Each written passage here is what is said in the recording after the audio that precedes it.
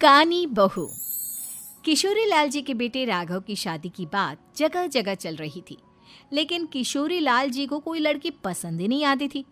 और उसकी एक ही वजह थी, किशोरी लाल जी का लालची होना। उनको लड़की वालों से मोटा दहेज चाहिए था और इसी चक्कर में एक दिन वो एक बहुत पैसे वाले के घर अपने बेटे का रिश्ता लेकर पहुंचे। उस आदमी का नाम था ओम प्रकाश।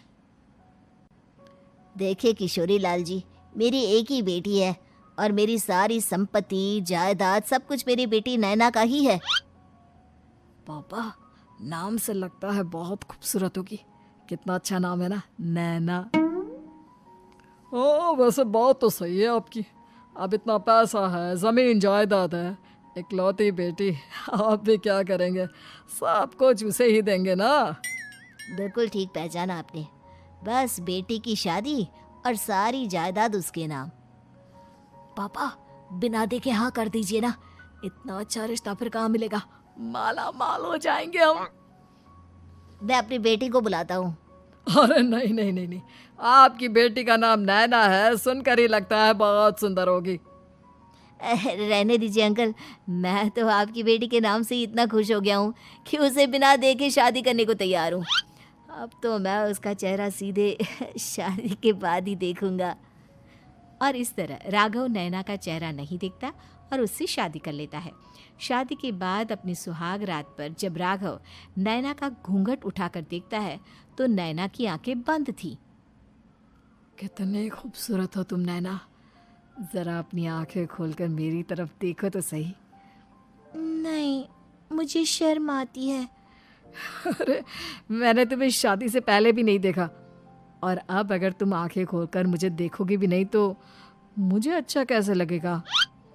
इससे पहले कि नैना अपनी आंखें खोलकर राघव की तरफ देखती, अचानक से लाइट चली गई और राघव नैना को पूरी तरह से देख भी नहीं पाया।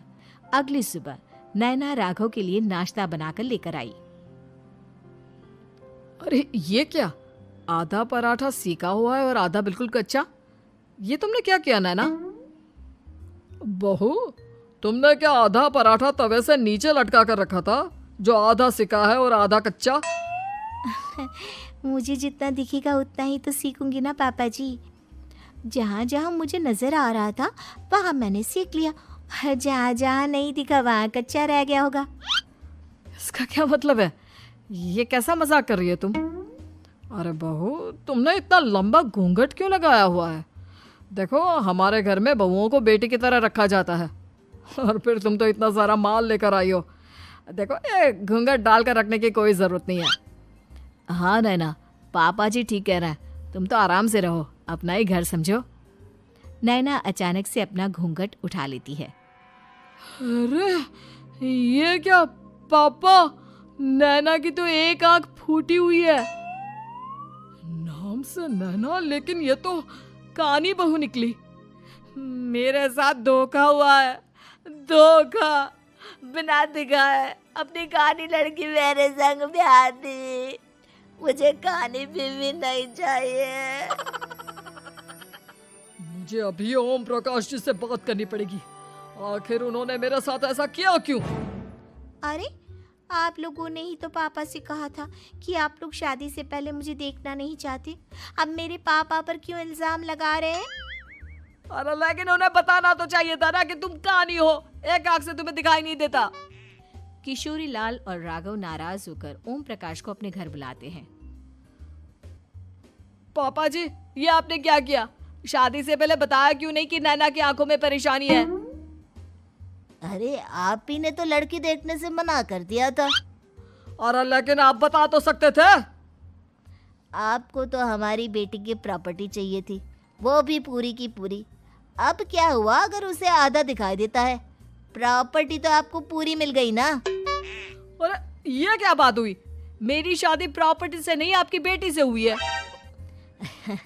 अब ये तो पहले सोचना चाहिए था, तब तो मेरी प्रॉपर्टी देखकर तुम्हारी जुबान लप लपा रही थी। लेकिन मैं कानी लड़की को अपनी बीवी बनाकर नहीं रख सकता। पापा, कुछ करिए ना आप। हाँ, करता हूँ। देखिए ओम प्रकाश जी, आप हमारे साथ ऐसा नहीं कर सकते। और तुम देखो, अगर तुमने मेरी बेटी से शादी तोड़ी ना, तो जो भी प्रॉपर्टी मैंने तुम्हें दी है वो तो पूरी की पूरी वापस ले ही लूँगा, और आधी प्रॉपर्टी तुम्हारी भी लूँगा।